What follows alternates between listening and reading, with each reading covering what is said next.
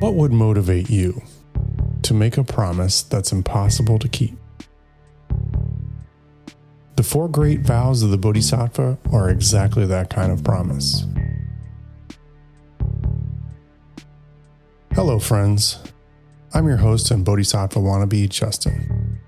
Welcome back to Be Your Own Zen Master.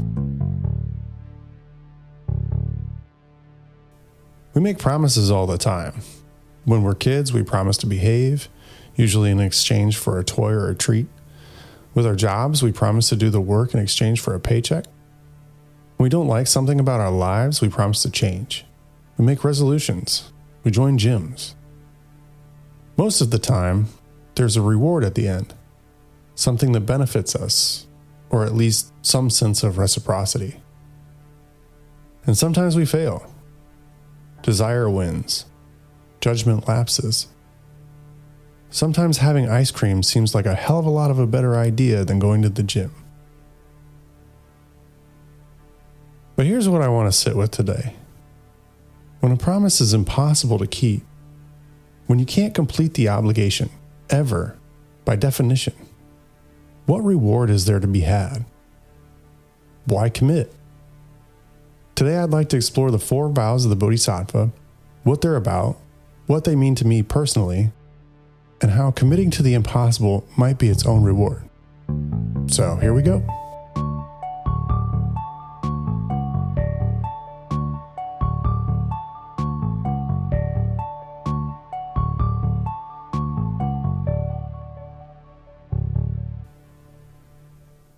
Sentient beings are numberless. I vow to save them. Delusions are inexhaustible. I vow to end them. Dharma gates are boundless. I vow to enter them. The Buddha way is unsurpassable. I vow to embody it. These are the four great vows of the Bodhisattva. Translations vary, but the intention is the same. And a quick note for anyone new to the tradition, the Bodhisattva is a central figure in Mahayana Buddhism, the branch most common in East Asia and Zen practice. A Bodhisattva is someone who vows to attain enlightenment, not just for themselves, but for the benefit of all beings. These four vows are their defining commitment, their job description, if you will.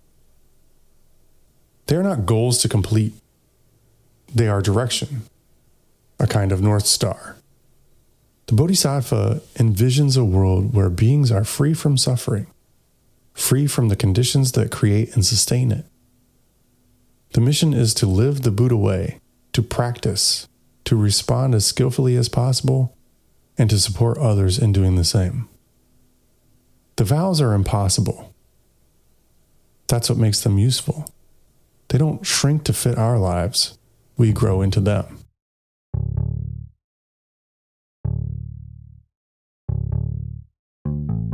Sentient beings are numberless. I vow to save them. Sentient beings suffer. Not only, life isn't just suffering, but enough so that it shapes things. Birth, aging, illness, loss, and then all the smaller, quieter dissatisfactions layered in between. The first vow helps us see beyond ourselves. It reminds us it's not just me. And that can open the door to compassion, not as a feeling you wait for, but as something you actually practice.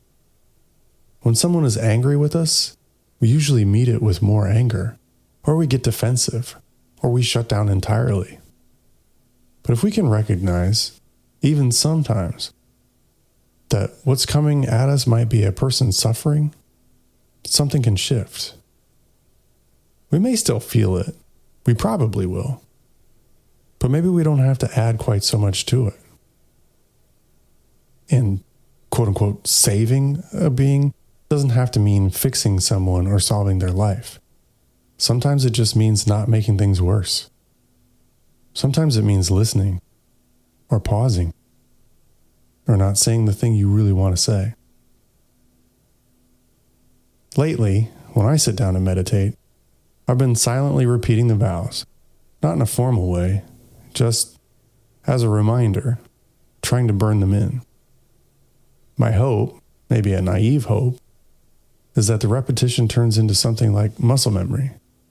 That the next time I'm caught off guard or pulled into an argument, something in me remembers to pause. Not always, but sometimes.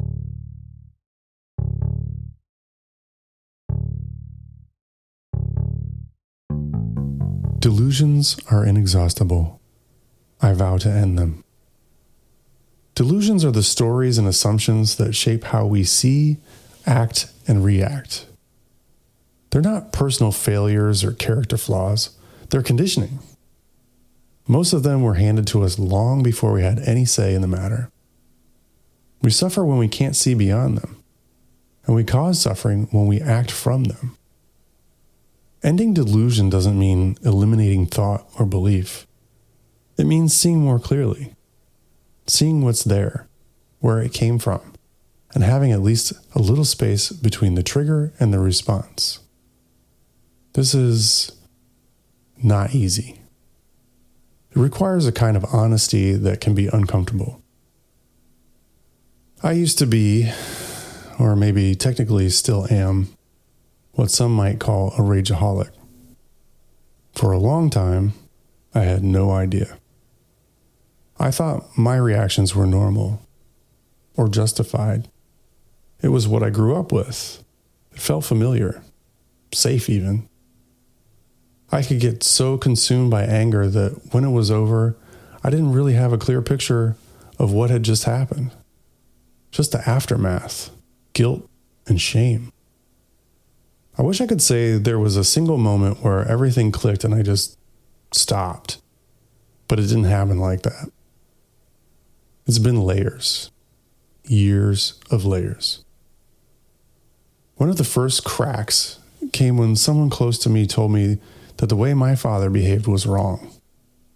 I didn't believe it at first, and then it hit me like a ton of bricks, just months before my oldest son was born.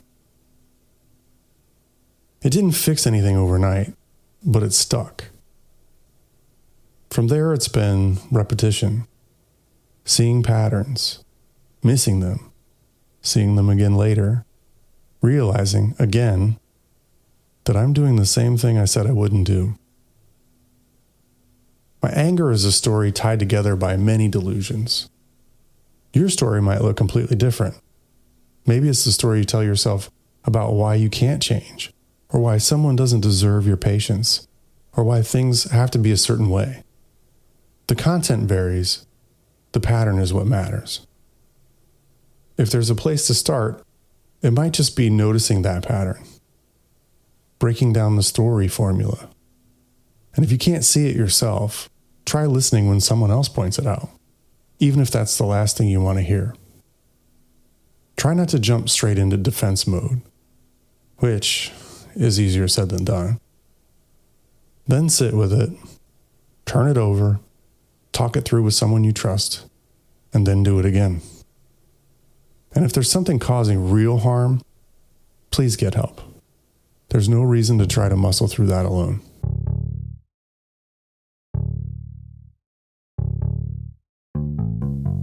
Dharma gates are boundless. I vow to enter them. There's no limit to what can teach us. Traffic, conversations, mistakes, a moment of beauty that catches you completely off guard. Anything can be a part of the path if we're paying attention.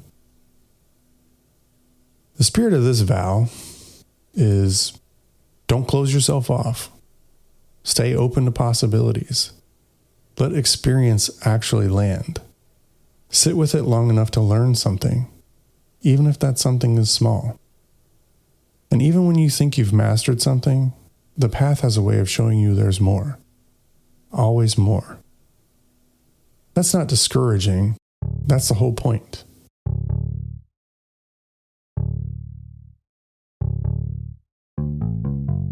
The Buddha way is unsurpassable. I vow to embody it. The Buddha way is the path of practice. For Bodhisattvas, This is often expressed through the 6 perfections: generosity, ethics, patience, diligence, concentration, and wisdom. Not steps to climb in sequence, but more like facets of a single stone.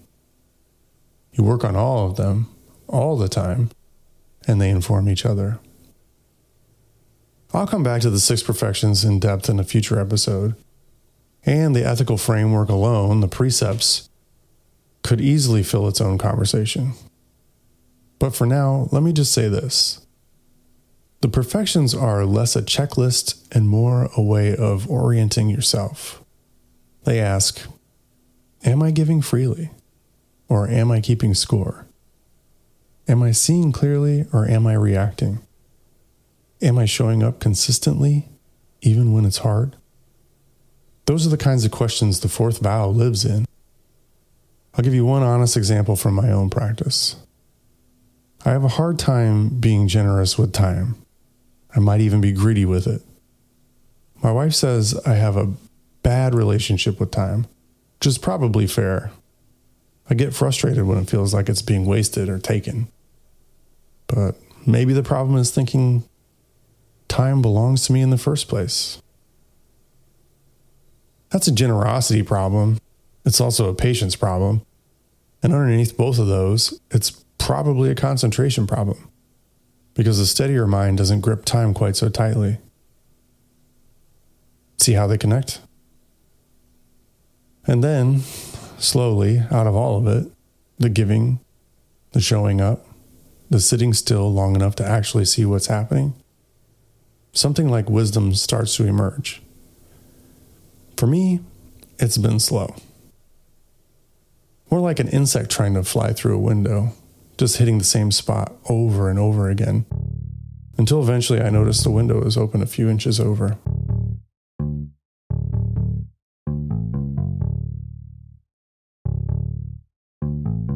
A vow isn't a performance. It's something you live with. In a formal Zen community, reciting the 4 Great Vows is part of something shared. There's an accountability built into that. Other people are saying it alongside you, and that means something. On your own, it's a little quieter than that. You're often the only witness. So the question becomes personal. What would it actually look like to live this way? Not in a monastery, in your actual life, your commute, your family, your work, your bad days. And how do you stay committed, patient with yourself, even knowing you're going to fall short? That tension, I think, is where the practice actually lives.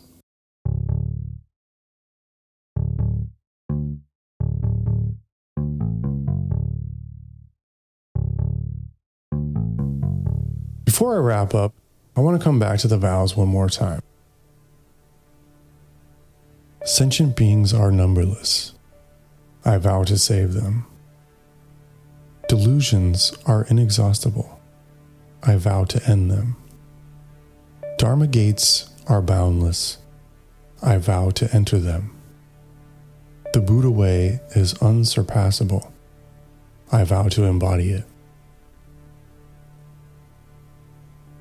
So, what motivates us to commit to something impossible? Maybe it's this. When a vow can't be completed, it can't be abandoned either. There's no finish line. No point where you've done enough and can stop. The practice just continues. And in that continuity, in the returning, the failing, the returning again, something changes. Not all at once. In layers. That might be the reward, not the completion, the direction. Oh, one more thing.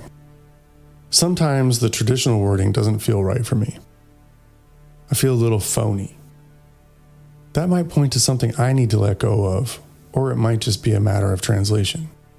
Either way, I'll sometimes adjust the language as long as the meaning is still there. You can do the same.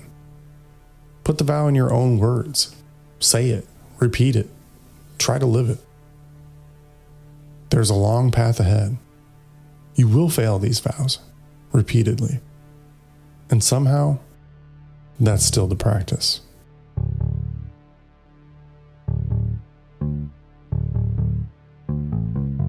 Well, that wraps up another episode. It's been a long time coming, and I'm glad it's here. If you think someone you know might find this helpful, please consider sharing. If you'd like to leave feedback, you can find me at justin.tension@byozm.blog or leave a review wherever you listen.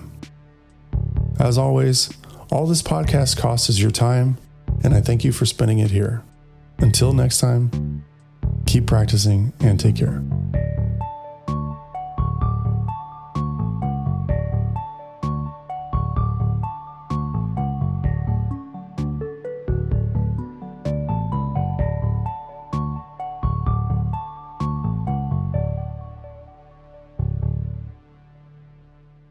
Hey everybody, how you doing? I don't normally do this kind of thing, but just felt like going off script a little bit, maybe giving some shout outs to some people, some places, some things. First things first, we're about, what are we, a week after Mother's Day, so shout out to moms everywhere. Wouldn't be here without you. Really appreciate it. Thanks, Mom. And then shout out to some downloads. Like, honestly, I don't know where they come from. I don't know how people find it, but it's pretty amazing to me that just organically we get some downloads. And I wouldn't keep doing this without them. So big shout out to everybody who's downloaded. And if I skip over your city, I'm sorry. It's probably because I can't pronounce it and I'm dumb and I don't know where it is located. But here we go with a few of them. Frankfurt, Germany. Wow, you guys. #1 city on downloads. Whatever you're doing, danke. Oak Park, Illinois. Shout out, just outside of Chi-Town. South Lebanon, Ohio. Auckland, New Zealand. Kokomo, Indiana. Ashburn, Virginia. Mason, Ohio. Munich, Bavaria. Naples, Florida. Los Angeles, California. Miami Beach, Florida. St. Louis, Missouri. Apple Valley, Minnesota. Johnstown, Pennsylvania. Council Bluffs, Iowa. Sasha, Texas. Wexford, Pennsylvania. Las Vegas, Nevada. Melbourne, Australia. Dayton, Ohio. Hayward, California. Tel Aviv. Let's see. Reading, Pennsylvania. New York. Middlesboro. Gresham, Oregon. Newark, New Jersey. Boardman, Oregon. Westchester, Ohio. Seattle, Washington. Matsuyama, Ehime. Where is that? Blackwood, New Jersey. Queens, New York. Bengaluru, Karnataka. Where's that? I don't know. Federal Way, Washington. Where's that? Cincinnati, Ohio. Chicago, Illinois. Columbus, Ohio. Middleburg, Pumalanga. Where the hell is that? Let's see. Loveland, Ohio. We've got a bunch of Ohios here. Louisville, Kentucky. Sydney, New South Wales. Buffalo, New York. Ottawa, Ontario. Wellington region. Baghdad. Huh? Hanoi. What? Really. Thanks a lot, everybody.